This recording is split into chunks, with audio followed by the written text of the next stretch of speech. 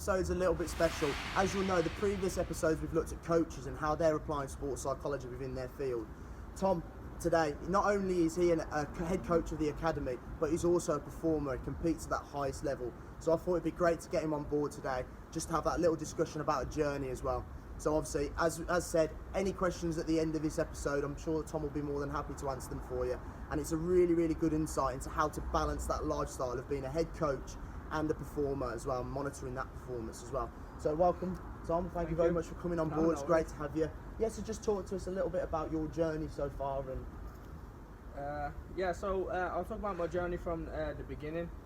So I started doing local jiu-jitsu classes a couple of times a week, showing up. I thought personally it was at a really good level, but I was competing. I was trying to win these tournaments, the local ones, Birmingham Opens, Manchester Opens, and I just really wasn't getting the results that I wanted. I was losing first round most of the time. Luckily, I went to a training day in Nottingham, which is where I met my head coach now, Victor Steamer, who ran this competition session. I'd never seen anything like it before, and straight away I asked him, when can I join? When can I move over to Nottingham? He invited me over 3 days a week to begin with, which soon turned into 3 times a day instead of the 3 times a week. I quit my job from that point. I saved up a little bit of money to live on. Lived on probably £50 a week, if that, just to get my fuel back and forth to Nottingham.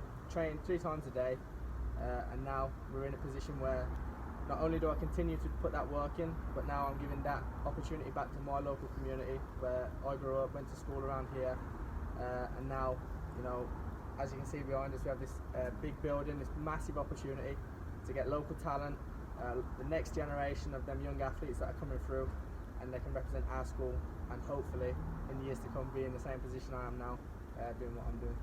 Awesome. Thank you very much for sharing that. I think one of the key pieces there is, what was that initial drive to get better at this sport? So what did you love about it when you first started? Weirdly, I did a few martial arts at the time. I boxed a little bit, I did a little bit of karate, stuff like this. But I could never really go 100% every day. So if I went boxing or if I went and did karate, I couldn't spar 100% every time I trained. Whereas in jiu-jitsu, that's the unique side, and it's also the biggest selling point for me.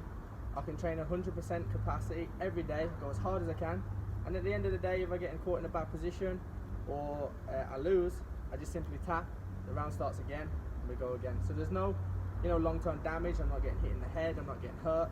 I just tap, move on, and we go again. Brilliant.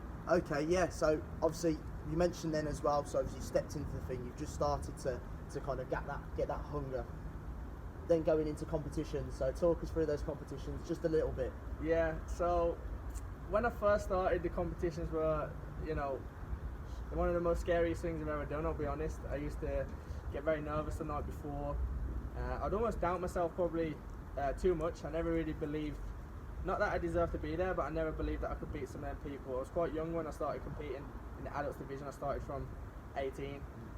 I was competing against people that were 25, 26, looked in phenomenal shape. I was a very overweight teenager myself, so I was just in that stage, that transitional period where I wasn't too confident in myself, wasn't too confident in my body. So I felt a little bit awkward, and I thought, man, these guys 25, 26 look really good, look really strong, and I think that would play on my mind, and I wouldn't compete to my full potential. But after a period of time, I kept doing it, and I kept training.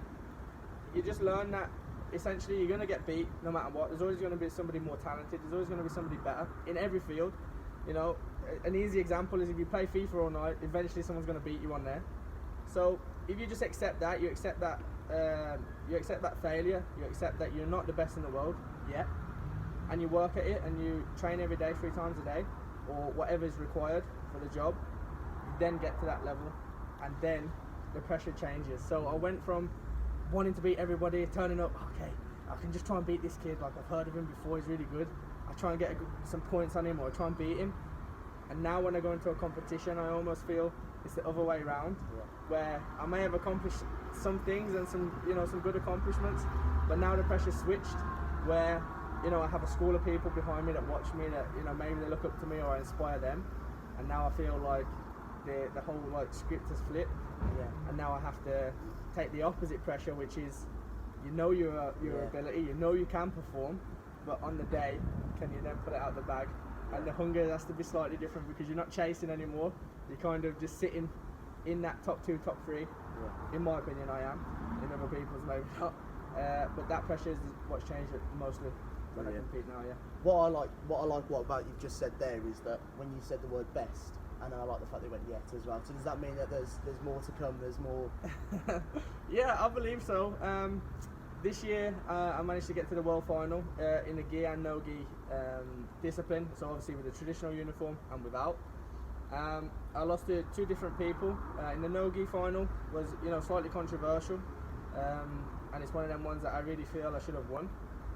In the uniform in the gi style, which is more traditional jiu-jitsu, I got beat by an amazing competitor, amazing athlete who has won gold at every major tournament this year for the past 2 years actually. But that being said, I know that the gap between us is so small and is so faint that I believe at the end of this year again, December, I'll be competing in no-gi worlds, which I'll be get without the uniform. And I believe there's no doubt in my mind that I won't win that tournament, and eventually I will get that world title. And that not having that is really what makes me wake up every day early, makes me train 2-3 times a day, alongside doing all this as well. Because a lot of people, when they get to a certain level, or maybe they win a few things, or maybe they open a business like myself, it's very easy to just go put that in the bag and just concentrate on this.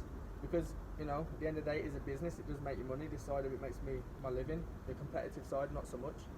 But if you still have that hunger, you still have that drive, you really can't let go of it. Yeah. It's very difficult. It's a very addictive thing to keep pushing the limits, and physically, mentally, even business-wise as well. That's what I'd say my biggest strength is, from all them knockbacks and training in Nottingham. When I first moved over there, everyone will tell you the same. I was getting beat. I was getting tapped out like 3, 4, 5 times around.